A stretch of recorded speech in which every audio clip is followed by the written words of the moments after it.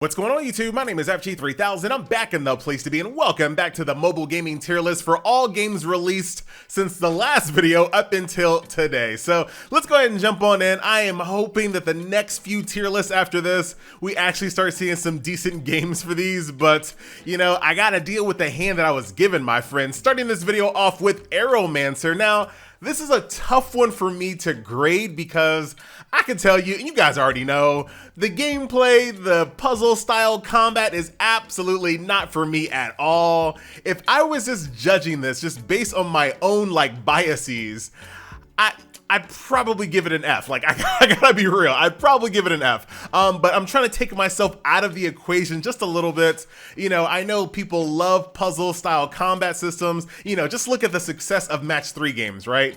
So with that being said, not to mention the waifu creator tool, I'm gonna go ahead and start this video off giving Arrowmancer a D. So yeah, I think that's a good place for Arrowmancer, even though subjectively the combat system's not for me. Looking at the other aspects of the game, like the overall aesthetic, the polish, things of that nature, I don't think it could be much higher than below average. So D, that's where it's gonna be. So next up is Eden Zero. Now, as a massive fan of Fairy Tail, I was so looking forward to this game, and it's not bad, right? It's absolutely not bad, but I do feel like the highlight of this game is the story, and I can get the story from the anime. When we talk about the gameplay, I just feel like the combat was non-existent. Now, I don't use that word in a literal sense. I'm saying that the combat feels non-existent to the point where when you do attacks and ultimates, they don't feel like anything. Like, they have no feeling of impact. It's just like there's a lot of stuff going on in the screen, but it doesn't really feel like anything. And that long-term kind of pulls me out of the game. Even though I like the characters, I like the story,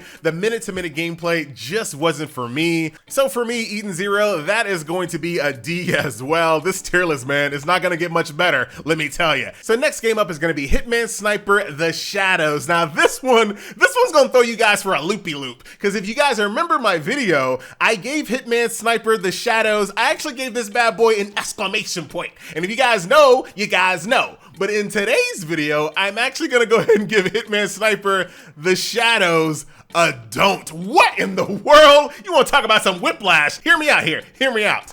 I'm mad at this game, so this is the only way I know how to make a point. I still like this game, to be honest. The minute-to-minute gameplay I thought was very satisfying.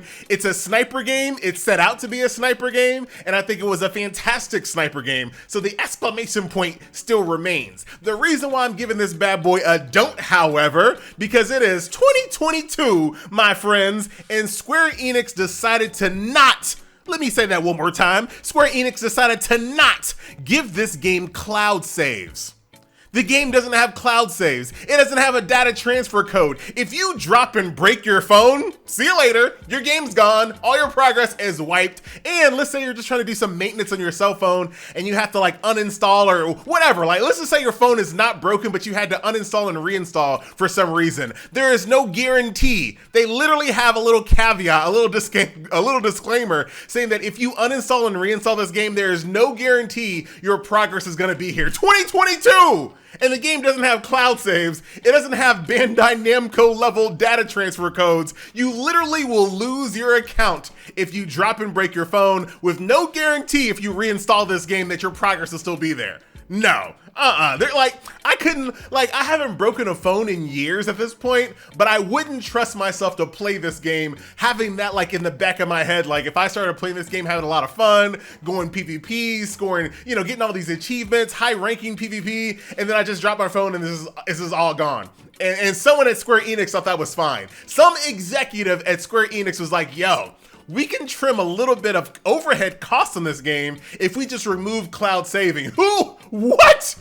I still can't believe it. So that bad boy is getting a don't. From exclamation point all the way down to don't. You only see stuff like that here on Channel FG. You love to see. Island in Exorcism is also gonna be a don't. This is an easy one to explain. The game shut down in SEA in record time. In just a couple of months, this game was already shut down in SEA. Here they come bringing this limping game over into global, trying to grab as much cash as they possibly can before they do the same exact thing to global, I wouldn't waste your time. There's no guarantee that this game is gonna get any content. So when you see other games that are shut down in their regions before they came to global, history serves as a reminder that none of those games got any meaningful updates whatsoever. So even though I like the game, I just could not recommend it because this game could literally be gone in months, right? Think about if you were an SEA player playing this game, months later it was gone. Right? I don't want to wish that upon you guys. So for me, that one's going to be an instant don't. Can we get some good games on the list, FG? Well, you know what? I was actually about to, but now I'm not going to do it. I want to do another don't.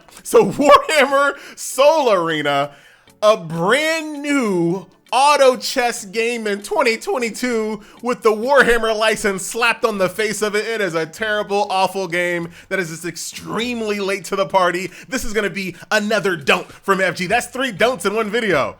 Yeah, that's just 3. All right, just 3. So the next one's gonna be My Heroes. I actually like this game quite a bit. A nice little dungeon romp action RPG with pixel art style. This is actually a pretty fun game. So that one's gonna be a C for me. Do keep in mind that C is average, right? So I like to use the full scale. C is average, D is below average, and then B is above average. So do keep that in mind.